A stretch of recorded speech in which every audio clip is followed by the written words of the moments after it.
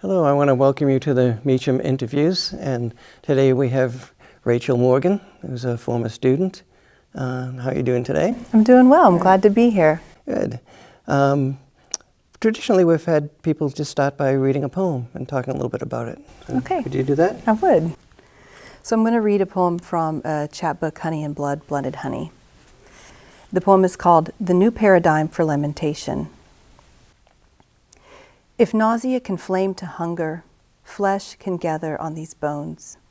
You feel happiness and melancholy.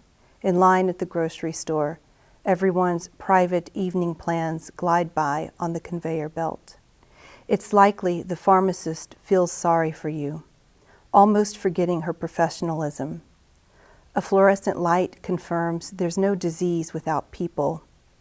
While rain gathers outside its gauge, transmuting to flower bed or river. An exceedingly great army circles your block, but the neighbors cannot see it. You close the curtains. You take the groceries from their bag, a symbol, an offering. Years ago, prophets spun cures from folklore, medicine from bark, took one beating heart and put it in a body otherwise dead.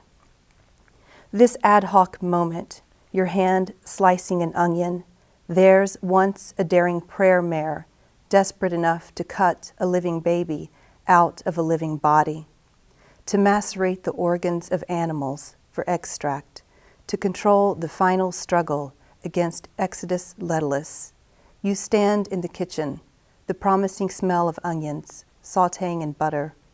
One artifact, you've been alive today. Wow. I love the way it's just start off and keeps expanding and expanding. So tell us about how that came about. The poems in this collection really were born out of an event when our 3-year-old son was diagnosed with type 1 diabetes. And I think because I'm a writer, I decided to process that event through reading. Mm-hmm. And I read a lot of the history, and I found it to be very intimate because the care between the physicians and the patients were all with letters. And so you have these two kind of rhetorics. You have the medical case history, and then you have this very kind of intimate letters back and forth, because before insulin was invented, type 1 diabetes was a death sentence, usually within like a couple of weeks to a couple of years.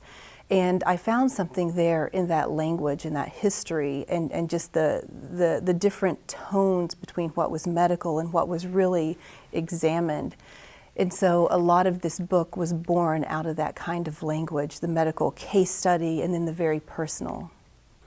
Yeah, I was reminded a little bit, looking through all of those, of the Czech poet Miroslav Holub, who was also a physician, basically, and research pathologist, basically, and how he uses medical terms. And it's interesting that sometimes in those poems you use the more emotional, the more technical the language sometimes. And it's almost as if there's a kind of not a repression, but a way in which this is a way I can distance myself and talk about something that's so deep. And there's something, I think, in the language of medicine, that borrows on kind of Latinate things that if we can name it, we can control it, and that's true with language in general. If we can name something or classify it or call it, we can control it. And it's all, an illusion that we can't control these things, but language gives us that ability to process, to facilitate. Yeah, and it's interesting too. It goes back to that tradition from the Greeks and the Romans, where you have a lot of like natural history poems, and the way they got their science and their medicine and their astronomy in was through poems rather than through, like today, technical books. Right, right. That's pretty fascinating. How do you think that your poems have grown over the years since you were a student here, for instance? I think it's an ongoing journey. One of the things I think coming out of a graduate program is learning to trust your voice. It's been a process of finding your voice, finding what's authentic, finding what's not been authentic in the process. And it changes, over the years, with poets that I admire, and I read their whole body of work. And I think that what I'm starting to do more and more is kind of trust that that narrative voice. Yeah. And you, as a poetry editor for North American Review, I bet you see a whole bunch of different things. Do you find that your editing influences your writing? Yes, yes. I think some of the most important work I do as a writer and part of this community is to be an editor. You know, there's if you send submissions out to any magazine, you know, it's like you wait to hear no. And some of the best work I do as an editor is to say yes. It's so exciting for me to find a new poet, or to I'm always looking for the poem I haven't read yet. That's what really excites me.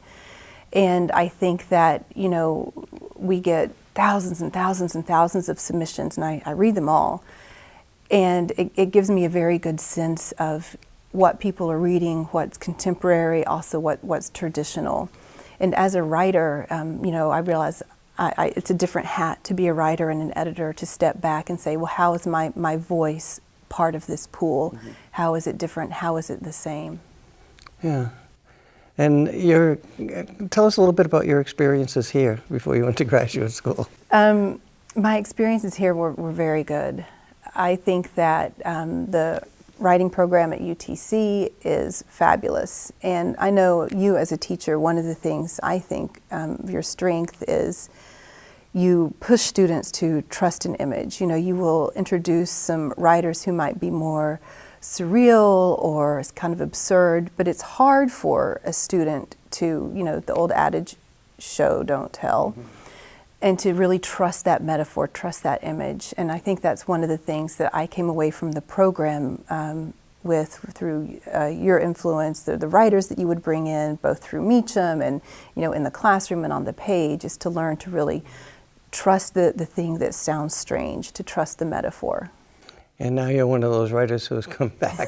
How does that feel? It's a humble honor to be back. I think, you know, maybe it's being part of an editor, but I think that in a writing community, there's also great service that we do, that we talk to each other, especially now in, you know, these times, that we owe it to each other to continue to tell stories, to talk with each other. Yeah. What advice would you give students today? Read. I think always be reading. That's really important. The other thing I think is find your touchstones, the writers that really speak to you. Read everything that they've written, whether it's letters that they write, the poetry that they write, and just really, I tell my students to stalk writers, you know, both contemporary writers that are living in the world and, you know, historical writers, to really know their work inside and out and find out what your touchstones are and grow from their work. Who have you been reading lately? Lately, I love Jane Hirschfeld. Just that sort the of prose and the poetry. Yes, yeah. The really kind of meditative verse. She says that a poem is the act of attention, and I find that when I come to edit or when I come to put what's on the page, I'm always checking in with myself, saying, well, what is the act of attention? Right, exactly. And I've been, one of the things I do for the North American Review is I write Synecdoche, a brief books review column. And it's wonderful that we get lots of review copies, so I'm reading lots of writers, their first books, and I've just been taken away with Max Ritvo's book, Four Reincarnations. Oh, okay. Well, I want to thank you for being here. Thank you.